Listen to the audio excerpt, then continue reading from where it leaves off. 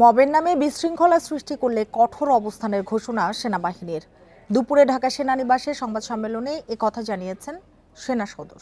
বাহিনীর যে সদস্যরা সম্প্রতি অপরাধে জড়িয়ে পড়েছেন তাদের বিরুদ্ধেও সেনা আইনে বিচার শুরু হয়েছে।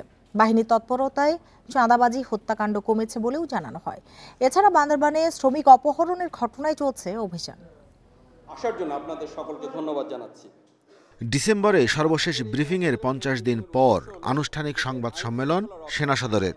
জানানো হয় এই সময়ের মধ্যে উদ্ধার করা হয়েছে 172টি অবৈধ অস্ত্র। 28 ডিসেম্বর 2024 গেল 1.5 মাসের বেশি সময়ে আশুলিয়া ও সাভারের শিল্পাঞ্চলে 88টি অস্থিরতার ঘটনা ঘটে। সড়ক অবরোধ করা হয় 30 বার। সেনা সদরও জানায় এসব ঘটনা সফলভাবে মোকাবেলা করেছে সেনাবাহিনী। অল্প কয়েকটি গার্মেন্টস কারখানা বাদ দিলে শিল্পাঞ্চলের 2097টি পোশাক কারখানায় কাজ চলছে।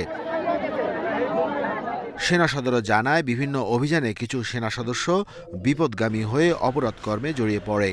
তবে অভিযুক্তদের সামরিক আদালতে বিচার চলছে। আমাদের উচ্চ পর্যায়ে তদন্ত আদালত গঠন করা হয়েছে এবং সেনা আইনের আওতায় তাদের বিচার করা হবে। এক্স অফিসার আসলে যারা এটার সাথে জড়িত, এই ধরনের ঘটনা যে এক্সটর্শন বা চুরি বা হত্যার সাথে যারা জড়িত, তারা তাদের দেশের প্রচলিত আইনের আওতায় তাদেরকে বিচার করা হবে। গত 1 মাসে প্রায় 350 মাদক ব্যবসায়ী সহ সারা দেশে 2142 জনকে বিভিন্ন অপরাধে গ্রেফতার করে সেনাবাহিনী।